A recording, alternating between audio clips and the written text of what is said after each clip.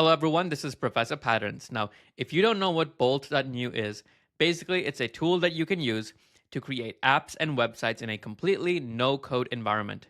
So here I asked it to build an app for tracking my personal finance, and you can see that it's going to start writing in all of this code, and you don't need to worry about doing anything related to this.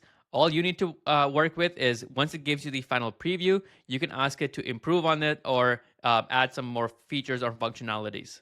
Okay, so right now I asked it to create the app. So first it went through, it wrote all of this code for me. And then if I click on preview, you can see what it built. It's a personal finance tracker. It's got income, balance, expenses, all of these different things. Now I can ask it to do some improvements. So for example, make the background look better. And there we go. It changed the background of this personal finance tracker to blue. We can also see what it looks like in full screen as well as in different modes. So this is, for example, on my phone, and this is what it looks like on desktop. So this is the overall idea behind bolt.new. And by itself, Bolt is powerful. However, pretty quickly, you're going to start running into rate limits. Now, the creators of Bolt have also created another version, and this is known as bolt.diy. It's completely open source, and you can simply download this entire tool, entire software locally on your computer.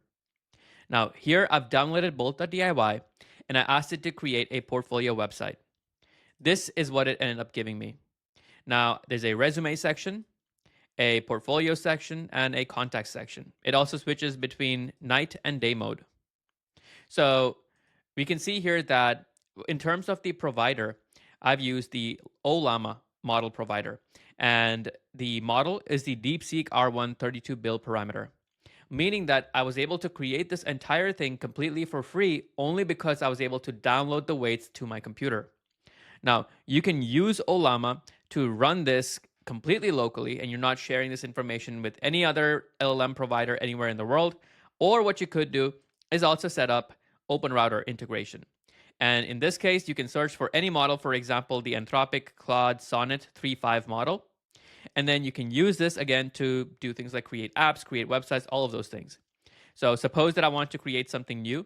Let's go here, and I'm going to select Anthropic Claude as my model provider.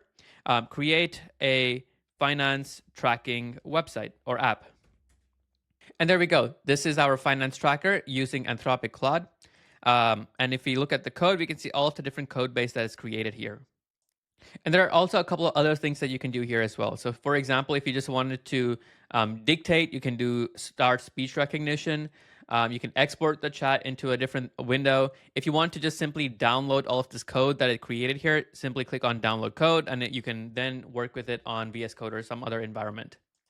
Now, if you go to the homepage here, we can see that there are more providers. So we have LM Studio, Ollama, and OpenAI like. But if you go here, you can also see the different other providers. So we have access to Bedrock, Hugging Face, Mistral, OpenAI, all of these API provider services that we have access to. Now, under connection, here we can add in your GitHub username as well as your personal access tokens. And in features, you can change some of the settings. Okay, so bolt.diy is great, but how do we actually install it? First, you'll go over to the bolt.diy GitHub repository page. I'm going to copy and paste the link to this in the description, so you can definitely take a look there.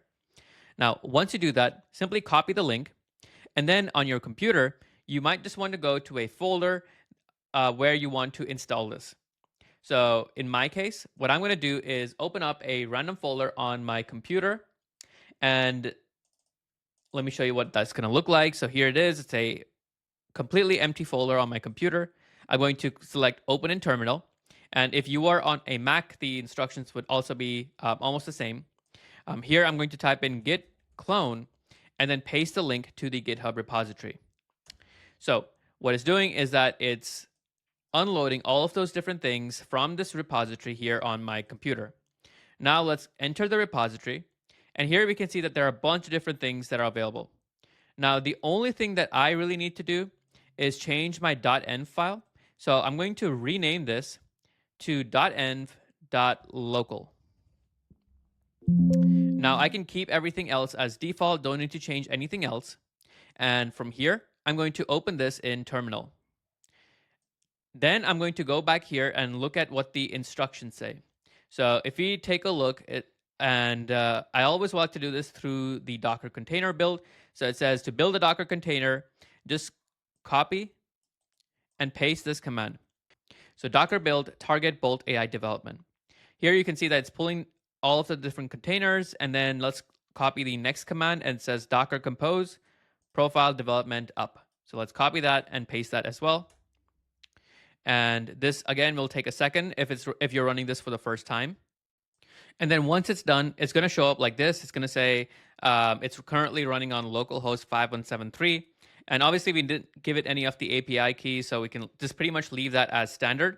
If your screen does turn white like this, or it disappears or something, just simply refresh this page, or maybe open it up in a new window, and then it should work fine. Now, here, the first time that when you're working with this, you're probably not going to be seeing any of the models. So all you will do is just go over to your settings, and then go to providers. Now, for example, if you wanted the OpenAI as a provider, you'll simply enable this, and then go here and select OpenAI. Now, here it's going to say not set. Please set via UI or env variable. We can set this via the user interface. So I'm just going to select this edit icon and then paste in my API key.